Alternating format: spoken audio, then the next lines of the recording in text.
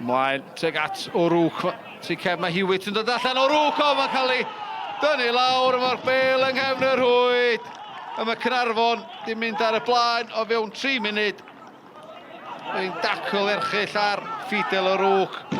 Mae'r golwr braidd yn ffodus iddo dal ar y cae. Griff John, O'Rourke yn y canol. Bachgen ar fenthyg o Lerpwl. Edwards. Rob Hughes yn ergydio. O, mae'r golwr wedi gadael efyn drwy gorff. Camgymeriad erchill gan Jamie King. Noson ni'n llefu sydd efo hyd yma. A gyda 10 munud ar y cloc, mae Rob Hughes di dyblu mantais y cofis.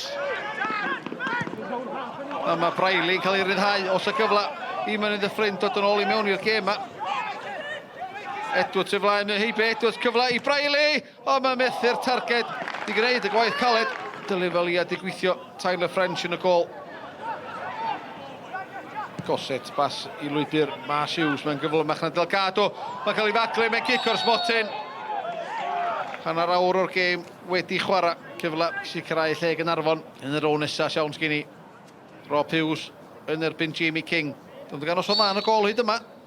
Hughes o'r hawdd a hynna. Y golwr yn mynd un ffordd, y bel yn mynd ffordd arall. Ail o'r noson i Rob Hughes. Trydydd o'r noson i'r cofis. Goset ar Gicryd. Teg at y postyn pella. Arbeniad mae'n disgu wedyn i Tom Mas Hughes.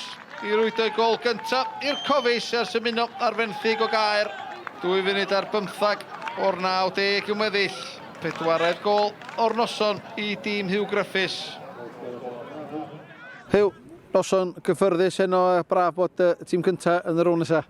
Yn y tad, dyna beth rhaid i wneud, os ni'n colli gêm, dwi'n rwbus, mae players yn rwbus o beth fel yna, so ddim yn cael lot allan o. Mae'r gêm yn newid i nhw ar ôl yr ail funud neu be bynnag yn ei sgorio, nhw'n dweud aros yn y gêm, so ar ei boys wneud i job, i piga'r pethau a ni ddim digon ruthless a sgorio mwy o goliau. Ond, dyn ni'n wneud i job, dwi'n dod i ffwrdd catcher, dyn ni'n y rown nesaf, bydd yna pobl yn colli yn y rownd yma a dyn ni heb di colli, so job done. Hey, tough game this evening, but do you feel you gave a good account to yourselves? Yes, in all honesty, we knew it was going to be a long night. It was going to be a difficult night. You know, we set up to to frustrate them, try and do the basics of the game better than them, and then who knows, the last 20 minutes just stay in the game really and frustrate them. But 3 mistakes has cost us inside 20 minutes and sort of killed us a little bit, hasn't it? But all credit to the lads. They've run through brick walls for me there, so I'm proud of them.